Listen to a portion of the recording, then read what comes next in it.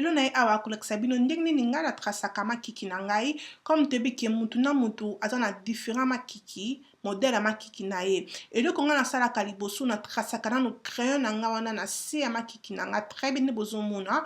Après nakoya kotracer likolo ya makiki na nga mpo nasalaka makiki na nga vraiment ezala naturel, nalingaka te makiki na ngai ezala minene non. Donc landa ndenge modèle ya makiki na yo eza pe tracer yango. Ntango nasilisi wana kotrace likolo na se nakomi kotondisa yango na katikati nde bozomona me nazokoma vraiment liboso te, nazotondisa yango na katikati wana. Couleur oyo nazosala crayon na nga ezali couleur ya marron noir. E nasilisi wana nabandi kobenda makiki na nga na brosse na biso ya makiki. Obendi makiki na yo bia mpoza na posa teke makiki na yo ebima soki mpe ndenge nini te. Donc oza na posa makiki na yo ebima naturel mpe kitoko. Donc benda makiki na yo bien.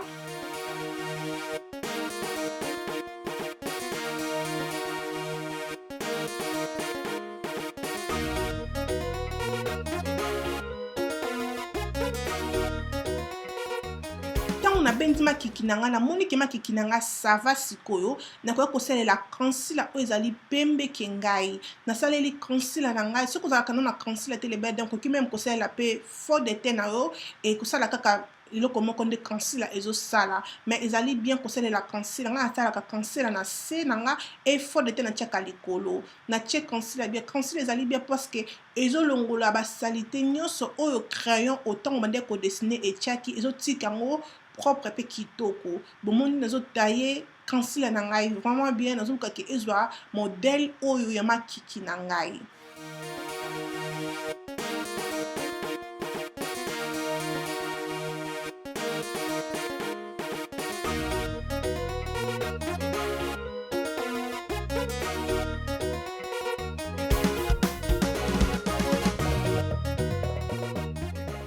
Na bendi yango wana e nakoya kosalela misapi mpo oza na posa teke otika concealer na yo bongo obendi concealer na yo bien na misapi na yo mpona oza na posa concealer na yo ebima mpe naturel oza na posa kotika teke tikala ba jaune wana te.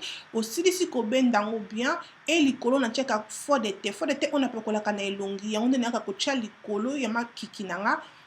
Soki oza mpe na mposa kotia concealer likolo okoki kotia no concealer problème eza te me ngai alingaka te kotia concealer likolo natiaka na nga fond de teint mpona kotaye makiki na ngai evanda bien ebima ngai naturel. Les belles dames s'il vous plaît, crayon mundu batiaka ngo na makiki te po crayon mundu emisaka bato lokola satana. Donc c'est mieux osaleli ba couleur ya chocolat eza wana ekobimisa makiki na yo naturel mpe kitoko yo moko komona différence na elongi. Kobosana te kobenda pe na misapi po poudre na yo ebima bien evanda yo bien pe na koya kotia mascara na ngai oyo ya clair po na makiki na nga eningana te ekanga makiki na nga bongo po bino boyebi moko makiki ebougeka mais oyo koyede nga ke makiki na nga ebouge te. Donc voilà.